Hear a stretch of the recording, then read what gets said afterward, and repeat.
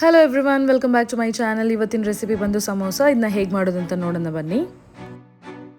So first ಒಂದು ಪ್ಯಾನಿಗೆ ಎಣ್ಣೆ ಹಾಕ್ಬಿಟ್ಟು 2 ಟೇಬಲ್ ಸ್ಪೂನ್ ಹಸಿ ಶುಂಠಿ ಬೆಳ್ಳುಳ್ಳಿ ಪೇಸ್ಟ್ನ ಹಾಕ್ಕೊಂಡಿದ್ದೀನಿ. ಸೊ ಇದನ್ನ ಮನೇಲೇ ಮಾಡಿದರೆ ತುಂಬ ಫ್ಲೇವರ್ ಚೆನ್ನಾಗಿ ಬರುತ್ತೆ. ಸೊ ಇದು ಸ್ವಲ್ಪ ಫ್ರೈ ಆಗ್ತಿದ್ದಂಗೆ ಇದಕ್ಕೆ ಅಚ್ಕಾರದ ಪುಡಿ, ಅರಿಶಿಣ ಪುಡಿ, ಗರಂ ಮಸಾಲ, ಧನಿಯಾ ಪೌಡರ್, ಜೀರಿಗೆ ಪೌಡರ್, ಸೊ ಇದನ್ನೆಲ್ಲ ಹಾಕಿ ಸ್ವಲ್ಪ ಹಸಿ ವಾಸನೆ ಹೋಗೋವರೆಗೂ ಫ್ರೈ ಮಾಡ್ಕೊಳ್ಳಿ. ಇವಾಗ ಇದಕ್ಕೇ ರುಚಿಗೆ ಎಷ್ಟು ಬೇಕೋ ಅಷ್ಟು ಸಾಲ್ಟ್ನ ಕೂಡ ಆ್ಯಡ್ ಮಾಡ್ಕೊಂಡಿದ್ದೀನಿ. ಸೊ ಇದನ್ನು ಜಾಸ್ತಿ ಫ್ರೈ ಮಾಡೋ ನೆಸಸರಿ ಇಲ್ಲ, ಬಿಕಾಸ್ ಅದು ಸೀದೋಗಿಬಿಡುತ್ತೆ. ಸೊ ಇದಕ್ಕೇ ಕೊತ್ತಂಬರಿ ಸೊಪ್ಪನ್ನ ಆ್ಯಡ್ ಮಾಡಿಕೊಂಡು ಸ್ವಲ್ಪ ಫ್ರೈ ಮಾಡಿಕೊಂಡು ಸೊ ಫ್ಲೇಮ್ನ ಆಫ್ ಮಾಡ್ಕೊಂಡ್ಬಿಡಿ. ಸೊ ನೆಕ್ಸ್ಟ್ ಇವಾಗ ನಾವು ಸ್ಟಫಿಂಗಿಗೆ ಆಲೂನ ರೆಡಿ ಮಾಡ್ಕೊಳ್ಳೋಣ. ಸೊ ಇಲ್ಲಿ ನಾನೊಂದು 3/4 kg ಅಷ್ಟು ಆಲೂಗಡ್ಡೆನ ಬೇಯಿಸಿಟ್ಕೊಂಡಿದ್ದೀನಿ. ಸ್ವಲ್ಪ ಇದನ್ನ ಸ್ಮ್ಯಾಶ್ ಮಾಡ್ಕೊಳ್ಬೇಕು. ತುಂಬ ಸ್ಮ್ಯಾಶ್ ಮಾಡೋ ನೆಸಸರಿ ಇಲ್ಲ, ಸ್ವಲ್ಪ ಹಾಗೆ ಇದ್ರೂ ನಡೆಯುತ್ತೆ. ಸೊ ಇದಕ್ಕೇ ಫ್ರೈ ಮಾಡಿರೋಂಥ ಮಸಾಲಾನ ಆ್ಯಡ್ ಮಾಡಿ ಚೆನ್ನಾಗಿ ಮಿಕ್ಸ್ ಮಾಡ್ಕೊಳ್ಬೇಕು, ಬಿಕಾಸ್ ಅದರಲ್ಲಿರೋ ಮಸಾಲ ಎಲ್ಲ ಕಡೆಗೂ ಈವನ್ ಆಗಿ ಮಿಕ್ಸ್ ಆಗಬೇಕು. ಸೊ ಅಲ್ಲಿವರೆಗೂ ಇದನ್ನ ಚೆನ್ನಾಗಿ ಮಿಕ್ಸ್ ಮಾಡ್ಕೊಳ್ಳಿ. ಸೊ ಸ್ಪೂನ್ಗಿಂತನೂ ಕೈಯಿಂದ ಮಾಡಿದ್ರೇ ತುಂಬ ನೀಟಾಗಿ ಮಿಕ್ಸ್ ಆಗುತ್ತೆ.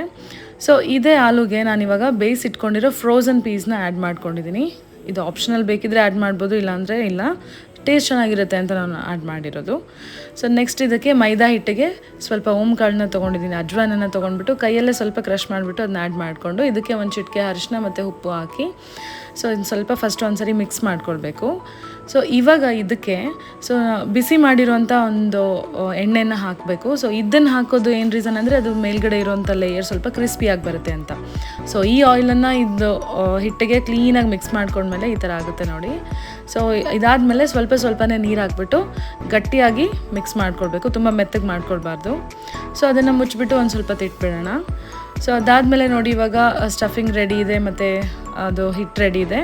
ಸೊ ಈ ಥರ ಇದನ್ನ ಲಟ್ಟಿಸ್ಕೊಂಡ್ಬಿಟ್ಟು ಸೊ ಒಂದು ಸರ್ತಿ ಲಟ್ಟಿಸಿದ್ರೆ ಇದರಲ್ಲಿ 2 ಸಮೋಸನ ನಾವು ಮಾಡ್ಕೊಳ್ಬೋದು. This is the easy way to fold the samosa. ನನಗಿದೇ ತುಂಬ ಈಸಿ ಅನಿಸ್ತು, ನಾನು ಅದಕ್ಕೆ ಇದನ್ನೇ ಫಾಲೋ ಮಾಡೋದು. ಸೊ ನೋಡಿ, ಇವಾಗ ಸರ್ಕಲ್ನ 2 ಹಾಫಾಗಿ ಕಟ್ ಮಾಡ್ಕೊಂಡ್ಬಿಡ್ಬೇಕು. ಸೊ ಇಲ್ಲಿ ಸ್ವಲ್ಪ ನೀರನ್ನು ಹಚ್ಬಿಟ್ಟು ಸೊ ಎಡ್ಜಸನ್ನು ಫಸ್ಟು ನಾವು ಈ ಥರ ಫೋಲ್ಡ್ ಮಾಡ್ಕೋಬೇಕು. ಆವಾಗ ನಿಮಗೆ ಒಂದು ಎಕ್ಸಾಕ್ಟಾಗಿರೋ ಕೋನ್ ಶೇಪ್ ಸಿಗುತ್ತೆ.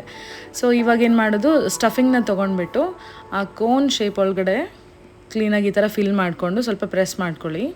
ಸೊ ಇವಾಗ ಎಡ್ಜಿಗೆ ಮತ್ತೆ ವಾಟರ್ ಹಚ್ಬಿಟ್ಟು ಅದನ್ನು ಕ್ಲೀನಾಗಿ ಫೋಲ್ಡ್ ಮಾಡಿ ಸ್ವಲ್ಪ ಪ್ರೆಸ್ ಮಾಡಬೇಕು. ಸೊ ನೋಡಿ, ಇವಾಗ ಇಷ್ಟೊಂದು ರೆಡಿ ಮಾಡ್ಕೊಂಡಿದ್ದೀನಿ ಫಸ್ಟ್ ಬ್ಯಾಚ್ಗೆ.